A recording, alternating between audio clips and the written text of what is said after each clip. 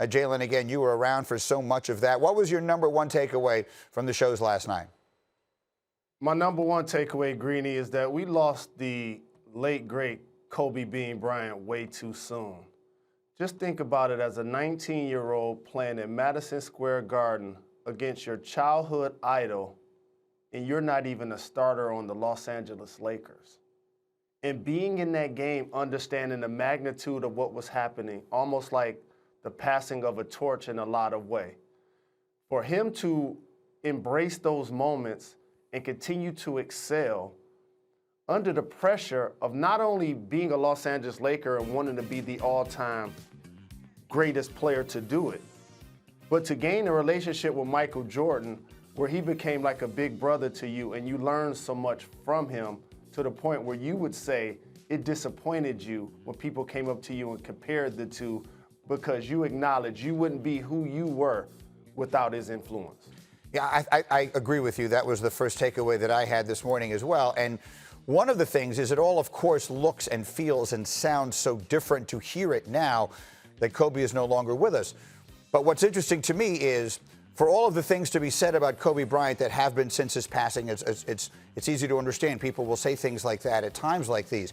But Kobe, of course, was saying all of that before anyone knew this was going to be the outcome here. So there was Kobe Bryant telling the world, don't tell me how great I was, because there was no Kobe Bryant if not for Michael Jordan. And that seems so different from the way I would have expected him to talk about this. I can't explain. I don't know what I could have told you I would have expected Kobe to say, but that wasn't what I would have expected him to say.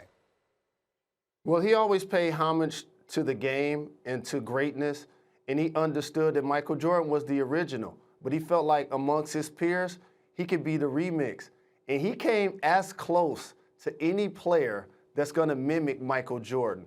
And I'm talking about the quickness, the explosion, the flair of the dramatic, the dominance, the killer instinct, the ability to dominate on both ends of the floor, seizing the moment, being clutch, having a killer mentality, like all of these things that Michael Jordan embodied, and you see it play out in his life in a lot of different ways. You see it play out gambling, playing cards. You see it play out playing golf. You saw him have a burnout factor where he talked about not enjoying the game. He left the game after his first three-peat, Greeny, for 2 years played baseball, did another three-peat, talked about being burnt out, and then returned to the game to play for the Wizards again. Mm-hmm. How about that for a guy who accomplished so very much, but yet is so driven by the game of basketball? And Kobe Bryant was the exact same way. Can I ask you a question just because it feels like a fun thing to talk about this morning? Because anytime we have a conversation that involves Kobe now, obviously it's still too soon that it doesn't still hurt.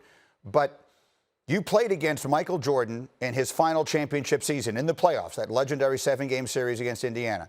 And then a couple of years later, you played against Kobe when they won their first championship in the finals against the Lakers.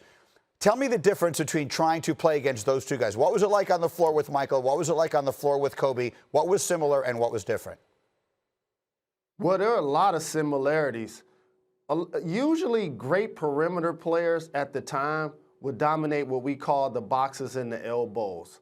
That 12 to 15 inch, that 12 to 15 foot area where they could do a jab step, keep a live dribble, either get to the basket and dunk on you and or do a post move and score.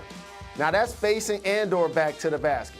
And both of these guys had terrific first steps and could play through contact because they were both so very strong. So for Michael Jordan, once he got to his pet moves later in his career, those were just go-to automatic, press and play, and he would knock him down. For Kobe Bryant, he was still trying to establish himself because Shaq was the best player at that time. He was the person that won Finals MVP the first 3 years. So Shaq was the first 46 minutes, as we used to say, and then they turned it over to Kobe the last 2 minutes. And his coming out party, Greeny, from the air balls he had in Utah, from the time that we talked about in the All-Star game with Michael Jordan, was in our Pacers series at Indiana when Shaq fouled out. I think it was game 4 or 5. And then all of a sudden, Kobe had his chance to take over. And they were running a triangle, which morphed into the Bermuda Triangle, as we used to call it, because Michael Jordan and Kobe Bryant was so great offensively. And I remember him making a couple of shots, looking over at the sideline, like, get down or lay down, I got this, pushing his hands to the floor.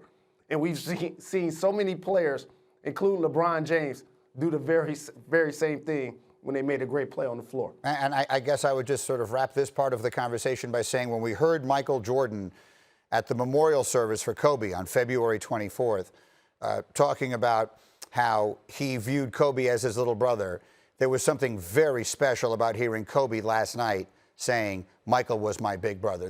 There was something about that symmetry that I said it this morning. If that didn't hit you directly in the heart, then you just haven't been paying attention. Absolutely. That's very well said. And, you know, life is precious. And I always talk about the score of the game and the game of life. And you saw Michael Jordan via all of his greatness and people wanting to be like Mike. He was burnt out emotionally, psychologically, that it caused him to walk away from the game he loved multiple times. And both of those guys did so very much for the legacy of the NBA, and we're so very grateful to have their influence that has touched so many people. Of all the things that we saw in the episodes last night, what was the one thing that stood out to you the most?